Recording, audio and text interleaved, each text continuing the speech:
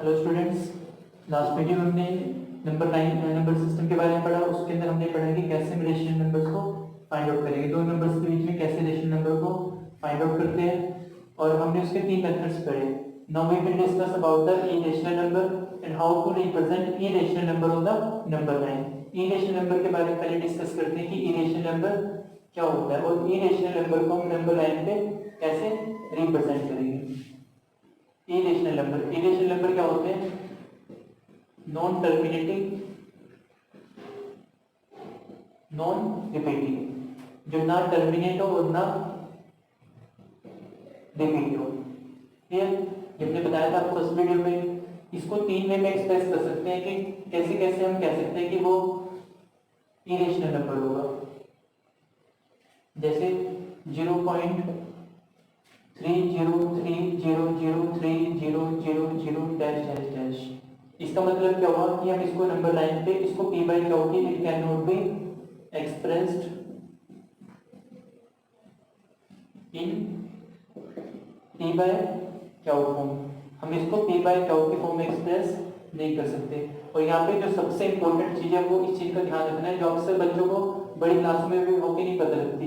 मैंने यहाँ पे लिखा 3 बारी डैश डैश डैश, इसका मीनिंग होता है so on.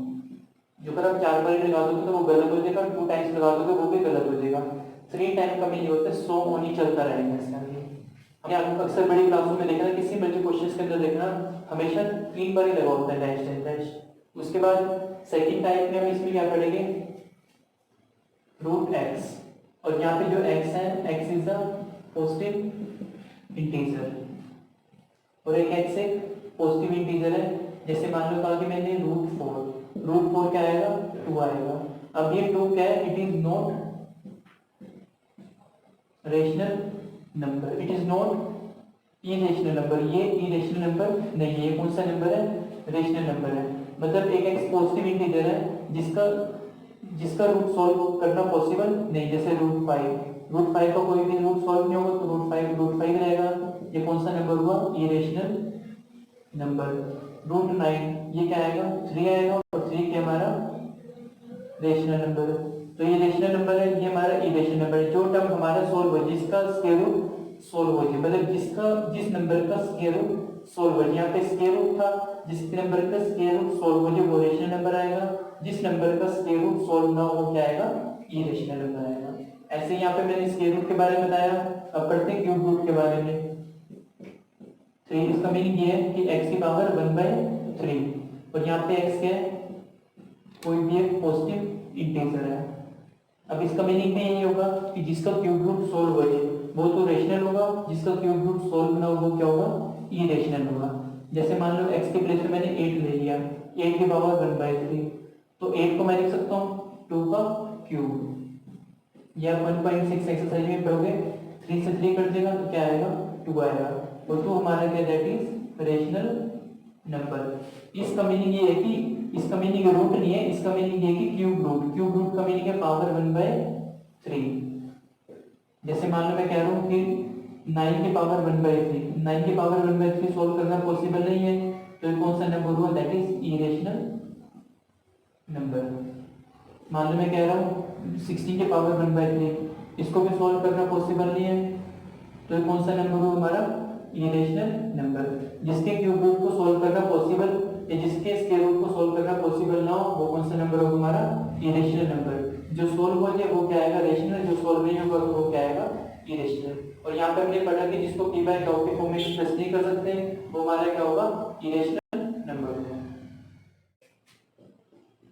How to represent irrational number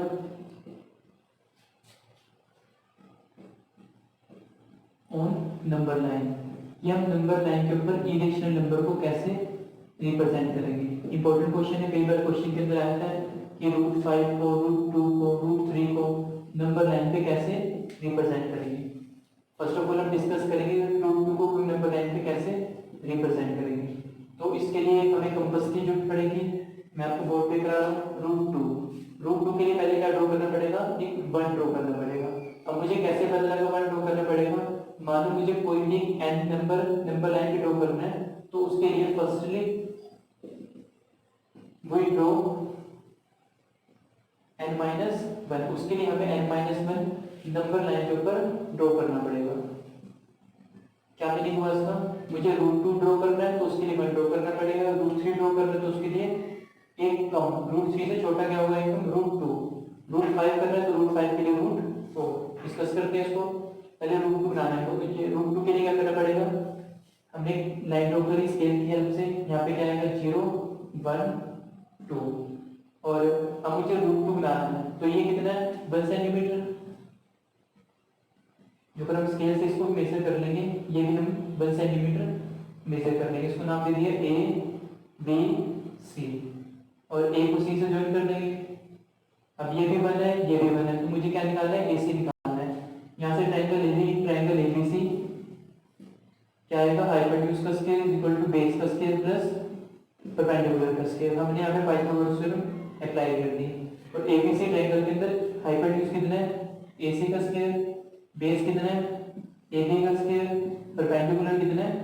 BC का स्केल। तो क्या आएगा? एसी हमारे पास निकालना है, और एबी कितना है? 1 का स्केल, और बीसी कितना है? 1 का स्केल, और 1 का स्केल प्लस 1 का स्केल क्या आएगा? 1 + 1 दैट इज 2। तो एसी हमारे एसी का स्केल मान लीजिए क्या बन गया? रूट बन गया। तो एसी हमारे पास कितना आ गया? √2। अब आपने क्या करना है? इतनी कंपोज ओपन करनी है ए से लेके सी तक। ए से लेके सी तक कंपोज ओपन करनी है। इट मींस ये लाइन कितनी होगी? √2। तो यहाँ से एक आर्क लगा देगी एसी जितनी एक नंबर लाइन के ऊपर आर्क लगा देगी। इट मींस इसको हमने नाम दे दिया डी, तो ये हमारा कितना आ गया? √2 आ गया। ए से लेके डी तक कितना आ गया? √2 आ गया। दोबारा देखते कैसे बनाया। सबसे पहले हमने 1 सेंटीमीटर की लाइन ड्रॉ करी, यहाँ पे 1 सेंटीमीटर की लाइन ड्रॉ करी, फिर पाइथागोरस थ्योरम की हेल्प से एसी निकाल लिया। एसी कितना आया? √2 आया। इतनी कंपोज ओपन करके यहाँ पे आर्क लगा दी, तो ये हमारा कितना हो गया? √2 हो गया। जो अगर यहाँ पे हमारे पास √2 की वैल्यू होती है 1.41, और √3 की वैल्यू होती है 1.73, और √5 की वैल्यू होती है 2.2। ये आपको आगे बताएंगे बड़ी क्लासेस में। और यहाँ से हम इसको अप्रोक्सीमेट चेक कर सकते हैं स्केल की हेल्प से कि एटी हमारा अप्रोक्सीमेट 1.41 है या फिर नहीं है। क्लियर? अब हम ड्रॉ करेंगे √3। ये जो था हमारा √2 की √2 को नंबर लाइन पे कैसे ड्रॉ कर सकते हैं। अब हम ड्रॉ करेंगे √3। अब √3 हमने ड्रॉ करना है। √3 के लिए क्या करना पड़ेगा? सबसे पहले √2 बनाना पड़ेगा। अब √2 कैसे बनाएंगे देखते हैं। वही सेम प्रोसेस, पहले 1 सेंटीमीटर, और ये भी 1 सेंटीमीटर। इसको नाम दे दिया ए बी, और ये कितना हो गया? सी। तो ए सी हमारा कितना आएगा? √2 आएगा। अभी आपको बताया मैंने पाइथागोरस थ्योरम से कितना आ जाएगा हमारा? √2 आ जाएगा। यहाँ पे नाम दे दिया, ये ए बी हो गया, इसको नाम दे दिया बी। अब हमें क्या बनाना है? √3 बनाना है। √3 बनाने के लिए सबसे पहले क्या बनाना पड़ेगा? अभी आपको बताया मैंने √2 बनाना पड़ेगा। हमने यहाँ पे √2 बना दिया, अब मुझे √3 बनाना है। तो √3 अब कैसे बनाएंगे तो देखते हैं। यहाँ पे हम क्या करेंगे?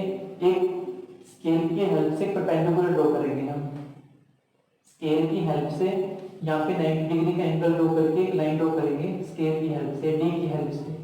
डी की हेल्प से इस लाइन के ऊपर एक परपेंडिकुलर ड्रॉ करेंगे।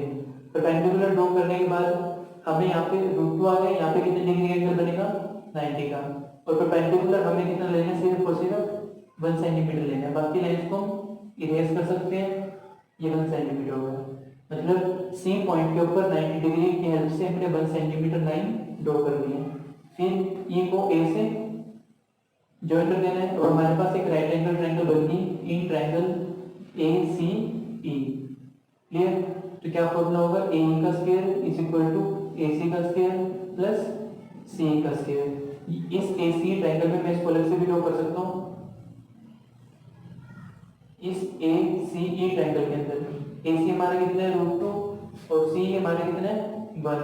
तो यहाँ पे मुझे क्या निकालना है? ए ई निकालना है। ए क्या आएगा देखते हैं। ए सी कितना है? √2, तो क्या आएगा? √2 का स्क्वायर, और सी कितना है? 1 का स्क्वायर, और √2 का स्क्वायर क्या आएगा? 2, 1 का स्क्वायर क्या आएगा? 1। तो यहाँ पे ए स्क्वायर किसके इक्वल आएगा? 3 के, और ये स्क्वायर हम आ जाएगा क्या बचेगा? रूट 3 बन जाएगा। इट मीन्स इससे क्या पता लगा कि ए कितना आया हमारा रूट 3 आया। क्लियर? कितना आया रूट 3 आया। इट मीन्स यहाँ से लेके यहाँ तक हम कंपास ओपन कर लेंगे और कंपास ओपन करने के बाद यहाँ पे आर्क लगा देंगे। मतलब पहले हमने रूट 2 की जितनी कंपास ओपन करी थी यहाँ पे, फिर आर्क लगा दी थी। अब यहाँ पे रूट 3 जितनी कंपास ओपन करके आर्क लगा देंगे और हम उसको मेजर करेंगे, वो रूट 3 आएगा। रूट 3 का मीनिंग मान लो यहाँ पे आया, वो उसको हमने नाम दे दिया एफ। तो एफ हमारा कितना आया रूट 3, और रूट 3 वैल्यू कितनी 1.73। आप इसको स्केल से चेक कर सकते हो, इसकी अप्रोक्सीमेट वैल्यू 1.7 नियर अबाउट आएगी। इसका एक मेथड भी है, वो भी डिस्कस करते हैं कि रूट 3 को नंबर लाइन पे कैसे ड्रॉ करेंगे। अब इसका एक अल्टरनेट मेथड है।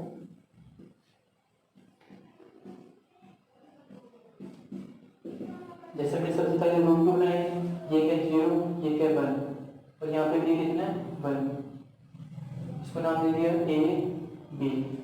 तो यहाँ पे ओ बी कितना आ जाएगा, ये भी 1 है, ओ बी भी आपको बताया कितना आएगा रूट 2 आएगा। इतने कंपास ओपन करके आर लगा देंगे। अभी आपको बताया इस वीडियो में ये हमारे कितने बन गए रूट 2 बन गया। अब इस मेथड में हमने क्या करना है, यहाँ से एक लाइन ड्रॉ कर देंगे 1 सेंटीमीटर की, इसको नाम दे दिया ई, इसको नाम दे दिया एफ। ये कितना 1 सेंटीमीटर, और ओ से लेके एफ तक कितना था हमारा रूट 2, क्योंकि मैंने यहाँ पे रूट में जितनी आर्क लगाई है तो ये हमारा कितना आ गया रूट 2, इसको ज्वाइन कर देंगे ओ से। अब हमारे पास ट्रायंगल बन गई इन ट्रायंगल ओ एफ ई। देखो ओ एफ कितना है रूट 2 भी हमने आर्क लगाई है, और एफ ई कितना है 1 सेंटीमीटर, इसको हमने स्केल की हेल्प से मेजर किया है। तो ओ ई निकाल लेंगे, O E scale is equal to इस ट्रायंगल के अंदर ये 90 डिग्री एंगल है, तो क्या आएगा हाइपोटेन्यूज का square is equal to in triangle O E F. O E F triangle के अंदर क्या आएगा हाइपोटेन्यूज का square is equal to base का स्केल प्लस परपेंडिकुलर का स्केल। और हाइपोटेन्यूज हमारे पास ओ ई एफ के अंदर कितना है ओ ई का स्केल, और बेस कितना है ओ एफ का स्केल, और परपेंडिकुलर कितना है ई एफ का स्केल। और ओ ई कितना है निकालना है, और ओ एफ कितना है दैट इज रूट 2, और ई एफ कितना है 1। तो क्या आएगा रूट 2 का स्केल 2 आ जाएगा, 1 का स्केल 1 आ जाएगा। तो यहाँ से क्या आएगा ओ ई स्केल, और O E scale is equal to कितना आ गया 3 आ गया, और ये स्केल आ जाके क्या बन जाएगा रूट 3 बन जाएगा। मतलब ये हमारे पास कितना आ गया यहाँ से लेके यहाँ तक रूट 3 आ गया। अब इसको कंपास की हेल्प से हम यहाँ पे ये हमारे पास रूट 3 आ गया, इतनी कंपास ओपन करके यहाँ पे हमें आर्क लगा देंगे, इससे हमें पता लगेगा ये हमारे पास कितना आ गया रूट 3 आ गया। क्लियर? इसका एक मेथड ही है, एक पिछले वाला मेथड था जो आपको इजी लगे वो कर सकते हो। उसके बाद हम डिस्कस करेंगे रूट 5। रूट 5 को नंबर लाइन पे हम कैसे ड्रॉ करेंगे। रूट 5 सिंपल है बिल्कुल। अब रूट 5 कैसे बनेगा, यहाँ पे मैंने स्केल की हेल्प से ए बी यहाँ से लेके यहाँ तक 1 हो गए, यहाँ से लेके यहाँ तक 1 हो गए, 0 1 2, इसका नाम दे दिया सी, ये हो गया ई, ये भी कितना है 1। अब मुझे क्या बनाना है रूट 5 बनाना है। यहाँ से यहाँ तक कितना है 2, यहाँ से यहाँ तक कितना है 1, तो मुझे ए ई बनाना है। ए बना लेंगे क्या आएगा, कैसे बनाएंगे in triangle A E B, क्या आएगा हाइपोटेन्यूज का स्केल इक्वल टू बेस का स्केल प्लस परपेंडिकुलर का स्केल। इस ए बी ट्रायंगल के अंदर हाइपोटेन्यूज कितनी है ए, और बेस कितना है ए बी, और परपेंडिकुलर कितना है बी ई, और ए बी कितना है दैट इज 2 का स्केल, और बी कितना है 1 का स्केल। तो 2 का स्केल क्या आएगा 4 प्लस 1, तो यहाँ से ए स्केल कितना आ गया 5, और ए की वैल्यू कितनी आ जाएगी रूट 5। अब कुछ स्टूडेंट ये कहेंगे कैसे पता लगेगा 2 कहाँ लेना है 1 कहाँ लेना है, या 2 और 1 क्यों लिया है। ये हमें खुद सोचना पड़ेगा कि किस दो नंबर का स्केल ऐड करने पे 5 बनेगा। तो मैंने यहाँ पे 2 लिया, जरूरी नहीं कि आपने यहाँ 2 लेना है, हम इसको ऐसे भी कर सकते हैं, यहाँ पे 1 ले लिया और यहाँ पे 2 ले लिया, क्योंकि इसमें पाइथागोरस थ्योरम लगाओगे भाई आएगा 2 का स्केल प्लस 1 का स्केल, ये कितना आ जाएगा रूट 5 आ जाएगा। दोनों से आंसर ठीक आएगा बिल्कुल। ये हमारे पास रूट 5 आ गया, और अब इतनी कंपास ओपन करके ए से लेके ई तक की कंपास ओपन करके एक पॉइंट पर रख के आर्क लगा देंगे।